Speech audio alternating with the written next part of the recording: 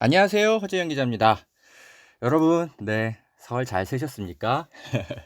예, 늘 드리는 말씀이지만 저는 여러분 덕에 뭐랄까 참 부모님께 용돈도 좀 드리고 우리 조카들 대학 다니는데 대학 등록금도 좀 보태주고 자식 역할, 삼촌 역할 잘 하면서 설 보냈습니다.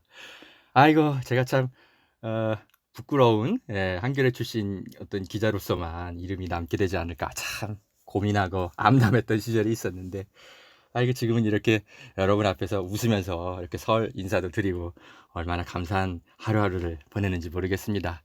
여러분, 새해 복 이미 받으셨지만 한번 더 받으셔도 괜찮잖아요. 네, 새해 복 다시 한번 받으십시오.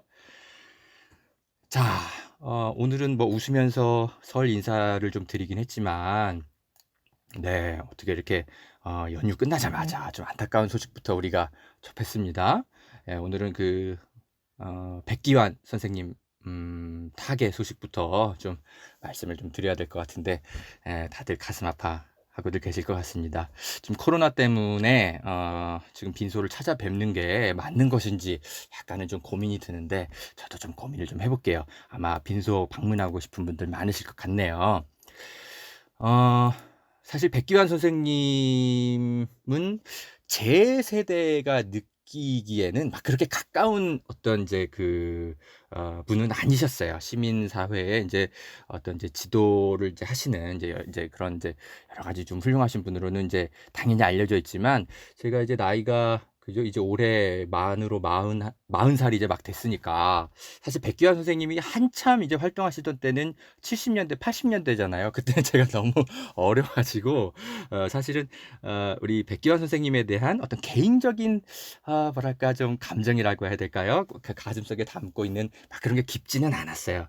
다만 이제 아마 이 방송을 들으시는 많은 분들은 이제 조금은 이제 연세가 60대 이상인 분들이 많으니까, 백기환 선생님에 대한 저마다의 가지고 계신 인상들이 참 많을 거란 생각이 듭니다. 어, 뭐 장준하 선생님이 구속되셨을 때, 그때 유신 독재 시절에 그때 이제 백기환 선생님도 함께 구속이 됐었다고 하더라고요. 근데 나중에 이제 그 중앙정보부 문서가 일부 공개되면서 백기환 선생님이 이제 그 당국에 했던 얘기도 좀 나중에 확인되고 그랬는데, 이러셨다고 하네요. 우리 장준하 형님이 혼자 구속되게 할 수 없다면서, 내가 이 사건으로 구속돼서 15년형을 다 살고 나오면 백기환 옹이 되겠지만 여기서 물러서지 않겠다. 네, 요렇게 네, 중앙정보부에다가 이렇게 자신의 이제 설명을 했던 그런 기록들이 이제 나중에 공개가 됐더라고요. 이거를 제가 나중에 좀 글을 확인했는데, 뭐 한국 근현대사에 우리 사회의 어떤 민주주의를 정착시키고 통일을 앞당기기 위해서 늘 노력하셨던 백기환 선생님, 참 고생 많으셨습니다. 제 개인적으로는 우리 백기환 선생님은 이제 가끔 이제 제가 뭐 한겨레 기자로서 뭐 인터뷰하러 갈 때라든지 아니면은 뭐 하여튼 무슨 행사장에서 가끔 뵈면 뭐 이제 말씀 청하고 이제 마지막에 헤어질 때 제가 아이고 오늘 이렇게 말씀 나눠주셔서 감사합니다 이렇게 말씀드리면 백기환 선생님이 저를 꾸짖으시면서 고맙습니다라고 해야지라고 얘기하셨던 게 저는 기억이 나요. 그때 제가 신입 기자였을 때였는데, 그때는 왜 굳이 나를 이렇게 꾸짖으시나? 감사합니다라는 표현은 제가 최대한 격식을 갖춰가지고 말한 거였는데, 그래가지고 나중에 이제 살펴보니까 이게 감사라는 단어는 한자어고 순 우리말인 고맙습니다. 라는 단어가 있잖아요. 그래서 너는 한겨레 신문 기자인데 왜 순 우리말을 일상생활 속에서 더 열심히 사용해야지, 그런 이제 어떤 가르침을 주셨던 거예요. 저는 이제 그것도 모르고 왜 감사합니다라는 표현을 이렇게 꾸짖으실까.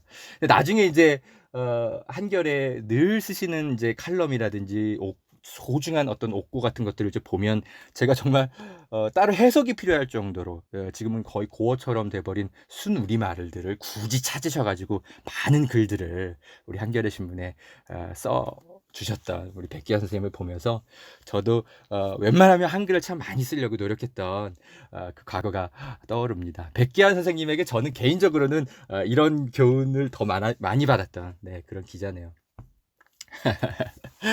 그래요. 네. 백기환 선생님 아마 이제 장준하 선생님 아마 지금쯤 만나 뵙고 계실 것 같네요. 그리고 리영희 선생님도 뵙고 그러실 것 같은데 참 우리 사회에 굵직굵직한 정말 산허리처럼 존재하셨던 분들이 조금씩 이제 세상을 이제 떠나시면서 이분들이 해야 되는 역할들을 우리 후배들이 이제 물려받아야 될 텐데 허재현 너 같은 친구가 더 이상 실수하지 말고 백기환 선생님이 하시던 그런 일에 발꿈치만큼이라도 쫓아가자. 요런 마음을 제가 다시 한번 되새기게 됩니다. 백기환 선생님 하늘에서 이제 편히 쉬십시오. 나머지 우리 사회는 저 같은 후배들이 또 잘 이끌어 가겠습니다. 자, 여러분 백기환 선생님에 대한 뭐 개인적인 좀 소회를 좀 말씀드렸고요. 오늘 시사 바리스타에서는 중요하게 국정원 민간인 사찰 이슈를 좀 중요하게 짚어드리려고 해요. 그간 좀 뉴스들이 드문드문 좀 나오긴 했는데 그 내용의 실체가 본격적으로는 좀 안 드러나가지고 이게 막 그렇게까지 화제는 좀 안 됐었거든요. 근데 뭐 허지연 기자는 뭐 국정원의 여러 조작 사건 많이 취재해왔던 기자잖아요. 그래서 이 사건을 좀 절대 가볍게 보고 있지 않습니다. 그래서 지금 내일 국회 정보위에서 국가정보원이 약간 이제 민간인 사찰의 규모와 어떤 수준에 대해서 약간의 좀 보고를 좀 한다 그러는데 제가 좀 구체적으로 이 부분을 좀 짚어드리려고 해요. 이게 절대 가벼운 뉴스가 아닙니다. 자, 여러분 허재현 TV 늘 후원도 해주시고 이렇게 또 광고주님도 최근에는 생겼는데 늘 여러분 덕에 열심히 방송하고 있습니다. 광고 듣고 다시 올게요. 안녕하세요. 허재현 기자입니다. 여러분 보험 어떻게 가입하셨나요? 오늘은 허재현 기자가 믿을만한 보험 설계사들이 모여있는 회사를 소개해 드리려고 하는데요. 사실 대부분 보험이 전문 설계사가 아닌 가족이나 친척들 통해 묻지마 가입하신 분들 많죠? 저도 그렇습니다. 그러다 보니까 내게 꼭 필요한 보장들은 포함되어 있는지, 지금 내가 보험료로 총 얼마를 내고 있는지, 적정한 수준인지 모르는 경우가 태반이죠. 그래서 오늘 이런 분들을 위해 전문 보험 클리닉 업체 더 착한 보험 클리닉을 소개해 드립니다. 요즘 사실 코로나 때문에 경기가 안 좋아서 보험료 나가는 것도 부담스러운 분 많으시죠? 이럴 때 보험료는 줄이고 보장은 유지하는 방법도 있다고 하니까요. 한번 상담 받아보시면 좋을 것 같습니다. 상담 예약은 010-7612-3303번이고요. 카카오톡 채널 더 착한 보험 클리닉 검색하시면 24시간 상담 예약이 가능하다고 합니다. 예약만 하시면 전국 어디든지 무료로 방문 상담 가능하다고 하니까요. 평소 내 보험에 대해 궁금하셨던 분들 상담 받아보십시오. 그리고 전화 거셔서 허재현 기자 광고 보고 전화합니다 라고 말씀해 보세요. 그러면 좀 더 정확하고 믿을만한 서비스 받으실 수 있지 않을까요? 업체에는 제가 말해 놓겠습니다. 이 광고는 허재현 TV 유튜브 수익 구조 개선을 위해 마련된 광고입니다. 고맙습니다.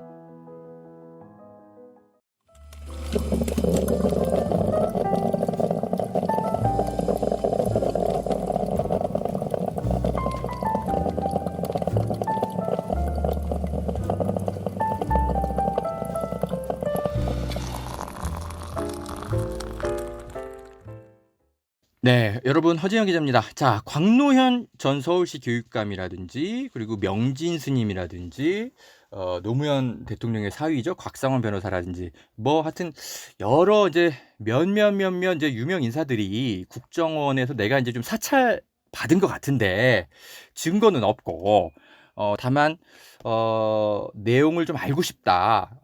내놔라 내 정보. 뭐 이런 것들을 주장해 왔던 그 시민운동을 해왔던 단체가 있어요. 그 내놔라 내 파일 시민행동 그런 곳인데 저희 리포액트의 후원회장 우리 맡아주시고 계신 명지스님도 역시 이명박 정부 때 이제 불법 사찰을 당하셔가지고 역시 내 나라 내 파일 시민행동 거기서 지금 함께하고 계신데요. 이게 간간이 이제 그 사찰의 내용들이 아주 일부 언론을 통해서 좀 나오기는 했는데 이게 본격적으로 지금 이게 그 수면 위로 떠오르지를 않아 가지고 많은 분들이 이걸 잘 모르셨을 거예요. 근데 이게 굉장히 중요한 뉴스입니다, 여러분. 이걸 좀 한번 좀 보시죠. 내 나라 내 파일 시민 행동이 얼마 전에 최종적으로 대법원에서 이제 국정원 상대로 내 정보를 어디까지 도대체 수집한 거냐? 알려줘. 이렇게 했는데 이제 국정원이 이거를 동의를 안 해줘 가지고 이게 소송까지 갔었거든요. 근데 최종적으로 대법원에서 얼마 전에 이겼어요. 그래 가지고 그래봤자 한 4-5페이지 정도 되는 아주 일부 문건만 그거를 공개했습니다. 그게 1월 말에 경기신문, 요즘 경기신문 좀 일 잘하는 것 같아요. 거기서 이제 일부 이제 문건 이제 그 원본을 입수해 가지고 공개를 좀 했는데 제가 약간 좀 화면에 좀 띄워드릴 테니까 좀 보세요. 이게 대충 그래 이명박 정부 때 이런 일 했겠지 할 만한 것들이 써 있긴 합니다. 잠깐 좀 보세요. 그러니까 이런 거죠. 2010년 문화예술체육인 건전화 사업 계획 뭐 이렇게 일단 제목이 써 있죠. 그리고 얘들이 이제 무슨 역할을 했는지 보니까 방송예술계의 어떤 유명 인사들 압박 활동하고 그리고 어떤 이제 선거 지방선거 때 활동하는 거 차단시키고 그리고 다음 장 띄워드릴게요. 연예인의 방송 활동 차단 강화. 뭐 아마 김재동 씨 같은 사람, 그죠? 윤도현 씨 같은 가수 이런 분들이 아마 이제 대표적인 피해 받았을 거예요. 김미화 씨라든지. 방송사 간부나 광고주 등에게 연예인 이들의 정치 활동상의 문제점을 주지시켜서 배제하도록 해야 된다. 이런 것들이 써 있습니다. 자, 뭐 이 정도예요. 그러니까 그래 이놈들 진짜 나쁜 짓 그 당시에 많이 했겠지라는 건 이제 추정이 이 문건만을 통해서도 확인이 되는데 근데 더욱 중요한 건 실제로 어떤 사람들을 상대로 그리고 얼마나 많이 그리고 실제로 구체적으로 어떤 방식으로 이렇게 사찰에 그친 게 아니라 아예 공작행위까지 국정원이 민간인 상대로 이렇게 진행한 흔적들이 지금 문서에 나온 거 아닙니까? 이게 단순한 사찰 수준이 아니에요, 여러분. 이것만 딱 봐도. 그래서 실제로 공작 정치까지 지금 된 어떤 흔적들이 지금 보이는 겁니다. 근데 이게 지금 내용이 공개가 안 되고 있어요. 그래서 이걸 지금 내용을 공개를 어떻게든 좀 우리 시민사회가 좀 압박을 해가지고 국정원이 이걸 공개하게 해야 됩니다. 아니 우리가 문재인 정부 만든 이유가 뭡니까? 우리 사회 각종 적폐 세력들 처단시키고 감춰졌던 어떤 관행들 바로 잡고 그거 하라고 우리가 촛불 들어서 문재인 정부 만든 건데 사실 검찰, 경찰 개혁 많이 하고 있지만 가장 안 되고 있는 어떤 이제 기관 중에 하나가 바로 국가정보원입니다. 워낙 그 문재인 정부조차도 이걸 좀 그래요. 좀 더 노력하셔야 됩니다. 지금 이게 왜 내용이 굉장히 심각해서 제가 지금 이렇게까지 따로 방송을 하는 거냐면 지금 알려져 있기로는요. 민주당에 이제 어느 정도 좀 약간의 일부 정보가 나온 것 같은데 이게 최소 900명 MB 정부 때만 최소 한 1000명 가까이 민간인 사찰이 이루어졌고 여기서 생산된 문건 개수만 200만 건에 가깝다라는 거예요. 근데 이거는 그러니까 여러분 최소예요, 최소. MB 정부 때. 그리고 박근혜 정부 때까지 이게 이어졌을 수도 있어요. MB 정부 때 했던 나쁜 짓을 박근혜 정부 때 얘네가 MB 정부 때 잘못된 걸 바로잡겠다고 그거를 개혁을 했겠습니까? 지네들이 하려면 더 했겠지. 그러니까 지금 사찰당한 피해자들이 MB 정부 때의 흔적들이 어떻게 좀 들켜가지고 그분들이 지금 소송에 나서가지고 그분들 위주로 지금 정보가 공개됐는데 모르겠어요. 이거는 박근혜 정부 때까지 이거 철저하게 살펴봐야 됩니다. 그때까지 벌어졌을 수도 있어요. 제가 왜 그렇게 의심하냐면 여러분 이 사건 혹시 기억나세요? 2015년에 여러분 이런 일이 있었습니다. 그때 당시에 국정원이 그때 이탈리아의 무슨 해킹팀 무슨 그 민간 회사랑 이제 그 계약을 맺어 가지고 민간인 휴대폰에다가 해킹 프로그램을 심어서 정보를 수집하려고 한 흔적들이 나와 가지고 그때 우리 사회가 발칵 뒤집힌 적이 있었어요. 그런데 뒤집히다 말아버렸죠. 왜 그러냐면 그때 민간인 사찰 요거 그 해킹 프로그램 그 구매 당사자였던 국정원 직원이 자살한 채로 발견돼요. 그런 일이 있었어요. 예. 기억나시죠, 여러분? 그래 가지고 그때 이것도 화면에 띄워드릴 테니까 좀 보세요. 이 사람의 이제 그 유서가 그 당시에 이제 공개가 됐는데 자살할 이유가 하나도 없어. 여기 보면은 이게 뭐 민간인 사찰은 전혀 안 했다는 둥, 뭐 그냥 뭐 연구 목적이었다는 둥, 국가에 대한 열정이었다는 둥, 뭐 그냥 유서가 이게 다야. 아니 그러면은 뭐야, 뭐 아무 일도 아닌데 왜 굳이 자살하고 그래? 그런데 이 사람이 이 책임자가 자살을 하고 그리고 이거 구매 이거 그 이제 뭐랄까 계약을 맺은 한국의 무슨 그 무슨 회사 당사자가 있었을 거예요. 그 사람은 미국으로 도망가고 그러면서 이게 박근혜 정부 때라 그냥 이 사건이 그때 그냥 이대로 그냥 묻히고 말았어요. 여러분 이제 기억이 나시죠? 예. 제가 이 5년 전의 이야기를 왜 꺼내드리냐면 지금 민간인 사찰이 MB 정부 때 그리고 박근혜 정부 때까지 과연 어떤 방식으로 어느 규모로까지 진행됐는지 우리가 알 수가 없어가지고 저는 이 2015년에 이 당시에 그 휴대폰에 어떤 해킹 프로그램 심은 그런 사건, 예, 민간인들 요 사건까지 지금 떠올리게 되는 겁니다. 그때 당시에 하여튼 제 휴대폰에도 뭐가 해킹 프로그램이 심어져 있는 거 아니냐 그래가지고 막 국회에서 막 검증팀이 나와가지고 제 휴대폰도 막 살펴보고 가고 그랬어요. 아 맞다 그때 맞다 그때 저 찾아왔던 분이 국회 김성애 보좌관이었거든요. 한겨레 저 찾아와가지고 제 휴대폰 막 검사하고 그 확인하고 가고 그러셨었는데 자 5년 전에 그 인연으로 김성애 그때 보좌관이었죠. 그때 정청래 의원실에 있었을 텐데 그 갑자기 또 그때가 생각나네. 아무튼 제가 그때는 그때 제 휴대폰에서는 아무것도 발견은 안 됐었어요. 예. 제가 이제 그 국정원 간첩 조작 사건 취재하니까 국정원이 이제 저를 어떻게 사찰할지 모르니까 그때 당시에 이제 저는 확인을 못했죠. 근데 이게 1000명 가까이 MB 정부 때 이렇게 했다 그러니까 이제 사실 뭐 저도 이제 제 정보가 혹시 이런 데 포함되어 있는 거 아닌지 사찰당한 거 아닌지 궁금한 거죠.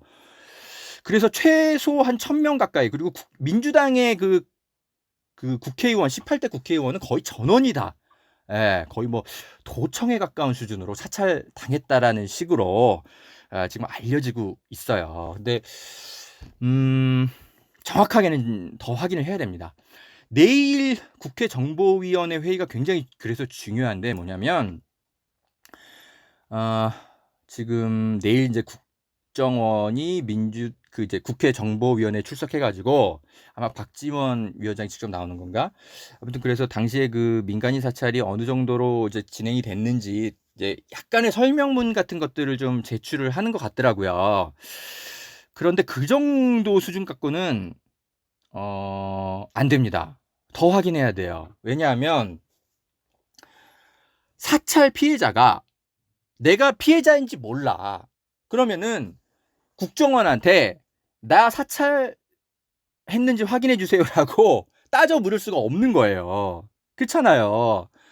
지금 국정원 입장이 뭐냐면 이게 다 개인정보이기 때문에 당사자의 동의가 있다면 그 사람에 한해서 사찰 문건을 공개하겠다. 비공개 조건으로. 지금 이런 입장이거든요. 근데 지금 웃긴 게 뭐냐면 그렇잖아요. 아니 당장 지금 허재영 기자인 저도 제가 이 사찰 피해자인지를 내가 모르기 때문에 국정원에다가 이걸 요청을 할 수가 없어요. 근데 당사자의 요청이 있을 때만 공개가 가능하다. 이런 입장을 지금 국정원이 아직도 갖고 있거든요. 그래서 내일 그 민주당 그 정보위원회에서 국정원 상대로 좀 강하게 요청을 해야 됩니다. 최소한 그 뭐야 어 사람 이름은 공개 안 하더라도 도대체 몇 건이나 뭐 그 사찰을 진행했는지 몇 사람이나 사찰을 진행했는지 성만이라도 좀 공개를 해라. 예. 고런 식으로 좀 그 민주당 국회의원들이 좀 압박을 해 가지고 예 범위를 좀 파악을 해야 되겠습니다. 제가 아까 그 띄워 드렸던 그 화면에 그런 뭐 4-5 장짜리 그 문건만 가지고는 예 이거 정확하게 확인 안 됩니다. 예. 지금 박지원 국정원장이 선제적으로 예 이거 뭐 개인정보 뭐 이런 핑계 대지 마시고요. 선제적으로 전모를 파악해 가지고 공개를 좀 하세요. 예. 이게 MB 정부 때만 벌어진 일인지 박근혜 정부 때까지 최근까지 이어졌던 일인지조차도 정확하게 알아야 돼요. 예. 네. 그리고 또 하나 중요한 게 과연 이렇게 사찰 문건을 작성하는 데에만 그친 것인지 아니면 그 사찰당한 사람들이 실제로 뭐 직장에서 잘리고 프로그램에서 잘리고 또는 뭐 어떤 무슨 사건에 어떤 식으로도 연루돼 가지고 사회에서 퇴출당하고 그런 어떤 공작 행위로까지 이어지지 않았는지까지 예? 구체적으로 밝혀져야 됩니다. 그런 것들을 내일 국회에서 강하게 압박을 하세요. 그렇게 해서 좀 얻어내셔야 됩니다. 지금 국정원법을 보면 이게 그 국회 정보위 그 제적위원 3분의 2 이상의 찬성만 있으면 어떤 특정 사안에 대해서 국정원장은 지체 없이 해당 내용을 보고하도록 돼 있거든요. 그러니까 지금 국회 정보위원 12명 중에 민주당 소속 의원이 8명이라고 하니까 3분의 2 이상이 넘죠. 그러니까 이게 우리가 투표를 참 잘한 거예요. 예.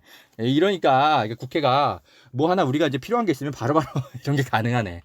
하여튼 민주당 의원만으로도 의결이 가능합니다. 그래서 내일 국회 정보위에서 정확하게 예, 어떤 식으로 어느 규모까지 민간인 사찰 이루어졌는지 박근혜 정부 때까지 하진 않았는지 국회 일 좀 해주십시오. 김경협 우리 의원님, 네, 민주당 소속 김경협 정보위원장님 내일 좀 지켜볼게요. 응원하겠습니다. 자, 중요한 뉴스였지만 많이 안 다뤄져서 오늘 그 이야기를 좀 드렸고요. 방송 마치기 전에 한동훈 이야기 좀 잠깐 좀 더 할게요. 한동훈 검사 이분 지금 법무연수원에 지금 처박혀 있는데 이 사람은 끝까지 그 검찰을 그만둘 생각이 없나 보네. 조선일보가 한동훈을 만나가지고 단독 인터뷰를 실었어요. 이게 지금 화제가 되고 있는데 아이고 아직도 이렇게 기자들 뒤에서 만나고 다니나 보지? 차, 이거 검찰총장 허락 없이 이런 검사장급 인사가 언론과의 단독 인터뷰 절대 못합니다. 이건 저도 많이 해봐서 알아요. 한겨레에서 진짜 검사 인터뷰하는 거는 진짜 어려워요. 검찰총장 허가가 있어야 돼요. 단순한 멘트 따는 수준이 아니고 이렇게 긴 인터뷰를 하는 거는 검찰총장 허가가 있어야 되는 겁니다. 그러니까 한동훈이 이렇게 조선일보랑 대대적 인터뷰를 했다라는 거는 니네들 아직도 이러고 있구나. 윤석열 씨 진짜. 근데 조선일보랑 인터뷰를 좀 했는데 제가 뭐 별 너무 내용이 가치가 없어가지고 다 읽어드리진 않을 거고 요것만 좀 하도 어이가 없어서 좀 같이 좀 짚어볼게요. 한동훈 씨가 이런 이야기를 조선일보 기자랑 했네요. 채널A 기자랑 유착해서 총선을 앞두고 유시민 씨 비리 의혹을 제기하려고 했다는 채널A 사건에 대해 어떻게 생각하냐 이렇게 질문하니까 한동훈이 이렇게 말했네요. 진실이 어디 가지 않는다고 생각합니다. 권력을 가진 쪽에서 벌인 공작과 선동이 상식 있는 사람들에게 막혀 실패한 거죠. 야, 이봐요 한동훈 씨. 야라고 해서 미안하지만 당신이 가로막아가지고 지금 실패한 거 아니에요. 뭡니까? 당신 휴대폰 비밀번호 왜 안 알려주는데? 그 안에 뭐가 들어있길래? 그래서 조선일보 기자도 이렇게 물어요. 이성윤 중앙지검장이 이 한동훈이 휴대전화 비밀번호를 안 주니까 포렌식 기술이 더 발달할 때까지 기다리자며 무혐의 결재를 미루는데 라고 질문하니까 한동훈이 이렇게 답했어요. 추미애 전 장관 등이 9개월 전에 상당한 증거가 있다고 말했는데 다 어디 가고 아직 휴대전화 얘기만 되풀이하는지 모르겠네요. 어떻게든 흠을 찾아보려는 별건 수사 의도를 의심하는 사람이 많습니다. 참, 어이가 없죠. 이런 유체 이탈 화법이. 참, 넌 남자 박근혜냐? 한동훈 씨, 당신이 그 상당한 증거를 비밀번호를 안 알려줘가지고 지금 그 증거가 지금 문턱에서 가로막힌 거 아닙니까? 당연히 그러니까 휴대전화 얘기만 되풀이하는 거죠. 당신 때문에. 진짜. 아, 그럼 조선일보 기자는 사명감을 갖고 질문을 해야지. 한동훈 씨 당신이 휴대폰 비밀번호 안 알려주니까 지금 이러는 거 아닙니까? 당연히 더 한 번 반박을 해야지. 뭐야? 그리고 또 뭐 이런 식으로 내용이 또 하나 있던데. 앞으로 이제 계획을 이렇게 조선일보 기자가 물으면서 이제 그 인터뷰가 끝나요. 그러니까 한동훈 씨가 이렇게 말합니다. 검사 그만둘 때까지 지금처럼 살겠죠. 손해 보더라도 상식과 정의의 편에 서야 한다는 다짐은 늘 합니다. 윤 총장도 그런 분입니다. 윤석열 총장이 그런 분이란 걸 알리고 싶어갖고 조선일보와 인터뷰했구나. 대통령 선거 앞두고 있으니까, 그지? 윤석열 총장이 상식과 정의의 편에 서 있다. 이 얘기하려고 그래서 조선일보랑 인터뷰했구나. 그러니까 이 사람 이거, 아이고 참. 검사는 그냥 수사만 하든지 아니면 지금 연구원으로 가 있잖아요. 법무연수원에. 연구만 하세요. 왜 지금 정치질하고 그래요? 조선일보랑 같이. 당신이 정치인이야? 하여튼 뭐 그 설 연휴 끝나자마자 너무 빡치는 그 인터뷰를 봐가지고 한동훈 검사를 좀 매섭게 좀 꾸짖어 봤습니다. 지금 아이폰 11 기종이죠? 한동훈 검사 그 휴대폰이 지금 검찰이 이걸 확보를 했는데 문제는 지금 아이폰 11 그 디지털 포렌식 그 해제 기술이 지금 검찰이 지금 완벽하게 갖고 있질 않은 것 같아요. 그래서 지금 박범계 장관도 지금 검찰로부터 보고를 받기를 그냥 충분히 그 포렌식 기술이 진전됐고 충분한 조치를 취해 나가는 것으로 알고 있다 정도로 국회에 지금 보고를 했는데 빨리 하세요. 이거 뭐 못할 게 뭐 있습니까? 예. 그리고 대통령 선거 앞두고 이 사람들 또 이상한 짓 못하게 초장부터 빨리 이 휴대폰 빨리 이 포렌식을 하세요. 조선일보가 한동훈 참 하여튼 뭐 끼리끼리 논다고. 제가 볼 때는 한동훈 검사가 대통령 선거를 앞두고 윤석열 검찰총장을 조선일보 독자들에게 저처럼 윤석열 총장은 상식과 정의의 편에 서 있는 분입니다 라는 걸 홍보하기 위해서 인터뷰를 한 것 같네요. 우리가 언제까지 이 사람 월급 주면서 고용하고 있어야 돼? 진짜. 아이고. 유시민 이사장, 고소할 거야? 당신? 고소하기만 해. 내가 가만 안 있을 거예요. 저는 유시민 이사장이 어떤 근거를 가지고 당시에 의혹적이라 했는지 제가 알고 있는 게 있어요. 고소하기만 해봐. 기자로서 가만 안 있을 겁니다. 자, 여러분. 오늘은 여기까지 하겠습니다. 늘 여러분이 격려해 주셔가지고요. 허진현 TV가 부족하지만 그래도 조금씩 성장하고 있습니다. 늘 경력을 남겨주셔서 감사합니다. 다음에 또 찾아올게요. 감사합니다.